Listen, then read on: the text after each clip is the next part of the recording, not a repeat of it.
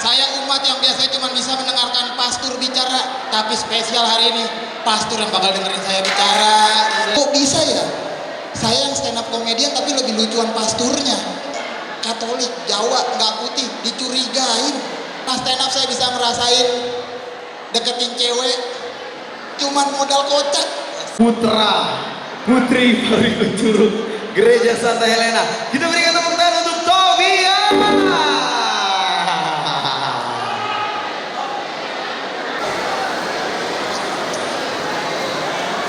Cek, cek. Selamat siang Bapak Ibu sekalian. Gokil, gokil. Makan aja Pak, makan, nggak apa-apa, makan yang banyak. Banyak ini makanan. Selamat siang Bapak Ibu. Buat yang belum kenal, kenalin, nama saya Tobi. Senang banget hari ini bisa diundang tampil di sini. Karena jujur ini adalah pengalaman baru buat saya. Saya umat yang biasanya cuma bisa mendengarkan pastor bicara, tapi spesial hari ini pastor yang bakal dengerin saya bicara. Gila, gokil, gokil. Rame banget ya hari ini, senang. Apalagi ini experience baru gitu buat saya karena yang nonton langsung pastor-pastor paroki. Ada pastor Balok, ada pastor siapa lagi ya? Maaf Bapak Ibu, saya udah lama nggak ke gereja. Maaf, saya udah lama nggak ke gereja, jadi nggak update sama nama pastornya. Saya terakhir ke gereja tuh pas Romo yang sebelumnya, yang kalau homili tuh sering ada lucu-lucunya karena cerita-ceritanya lucunya. Yang kalau dia homili tuh kita ketawa. Tapi jujur setiap dia homili, saya tuh nggak ketawa karena saya mikir, kok bisa ya? Saya yang stand up komedian tapi lebih lucuan pasturnya. Tapi gara-gara itu saya sadar kenapa ada Romo yang lucu. Karena Romo tiap hari hidupnya dekat dengan Tuhan, pasti bahagia. Beda banget sama saya. Saya mah jauh dari Tuhan, dekat sama utang. Gimana mau bahagia ya kan? Dan menurut saya ke gereja bareng keluarga tuh belum tentu bahagia. Saya tiap ke gereja bareng keluarga pasti bawanya kesel aja. Karena pasti terlambat. Selalu. Dan masalah itu selalu sama. Ibu saya. Kenapa sih ibu-ibu kalau mau misa dandannya lama banget? Ya kan? Lama banget ibu-ibu kalau mau misa tuh dandannya. Saya pernah mau misa bareng ibu saya. Waktu itu mau misa kedua. Tapi terlambat gara-gara ibu saya dandannya lama. Lama banget. Saking lamanya dia dandan tuh dari misa pertama mulai sampai misa kedua mau mulai. Akhirnya saya datang lagi ke gereja bareng ibu saya. Dan terlambat waktu itu. Terlambat dan itu adalah suatu hal yang tidak menyenangkan. Karena saya datangnya momen-momen yang nggak pas. Persis saya datang pas sama ibu saya masuk ke dalam gereja. Saat itu umat lagi mengucapkan, ya Tuhan, saya tidak pantas Tuhan datang kepada saya. Tetapi bersabdalah saja maka saya akan sembuh. Saat itu saya merasa benar-benar nggak pantas. Tapi ibu saya malah ngomong, konde mama jelek deh. Ya elah, masih mikirin penampilan ibu saya. Dan saya baru pindah ke perumahan Bapak Ibu. Tapi saya merasa nggak bahagia tinggal di perumahan karena banyak orang-orang Katolik tetangga saya.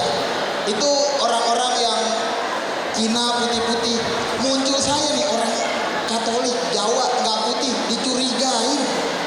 Sebulan pindah, ada tetangga main ke rumah, ngelihat ada salib di ruang tamu, kaget. Nggak nyangka saya mas, ternyata mas selama ini pemburu vampir. Bukan, bukan. Salah. Bukan. Salah. Bisa gitu. Dan saya stand up udah hampir 3 tahun Bapak Ibu. Stand up di orang-orang ini nggak biasa saya. Jam terbang. Saya stand up udah 3 tahun dan stand up tuh kalau penontonnya ramai tapi nggak kondusifnya emang susah. Saya pernah stand up lebih parah. Stand up di acara kondangan. Baru perkenalan udah berasa susahnya. Baru perkenalan, selamat malam Bapak Ibu, perkenalkan nama saya Tobi. Ada anak kecil. Bang, jual balon nggak? Tar dulu. Ada anak kecil. Dan tapi stand up tuh merubah hidup saya. Karena stand deketin cewek cuman modal kocak bisa deketin cewek. Teman-teman saya stand up 3 tahun masuk TV, masuk itu biasa. Saya stand up 3 tahun bisa ngedeketin 2 cewek sekaligus, Bapak Ibu. Cuman emang dua-duanya nggak ada yang jadi pacar karena ujung-ujungnya satu cuma jadi teman, yang satu jadi trauma.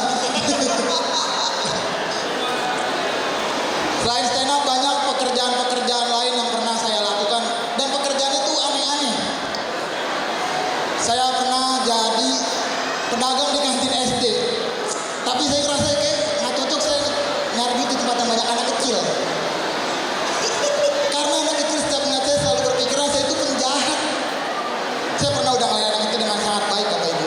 Halo adek, mau beli apa? Makanan, minuman atau mainan? Mainan? Yang mana? Yang mana aja, yang penting aku jangan diculik. Tapi sama kayak pekerjaan lain, dagang di kantin SD itu juga harus kuat mental. Apalagi tiap hari kedengerin omongan anak kecil. Tahu sendiri anak kecil ya? Kalau bagus bilang bagus, kalau jelek bilang jelek. Pernah ada anak kecil datang-datang langsung megang-megang. Bang, ini mainan apa sih? Kok bentuknya jelek banget? Itu kan pipi abang. Bukan. Jatuh. Selain dagang saya juga pernah jadi penjaga toko baju, tapi sebulan bangkrut. Karena tiap saya jaga yang datang lebih banyak orang-orang bermasalah dibanding pembeli.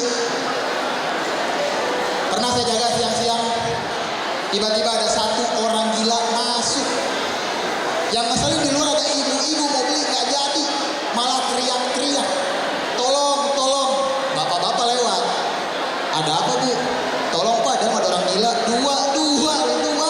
Kan saya jaga, gimana sih? Dan selain jadi penjaga toko baju, saya juga pernah jadi kurir paket.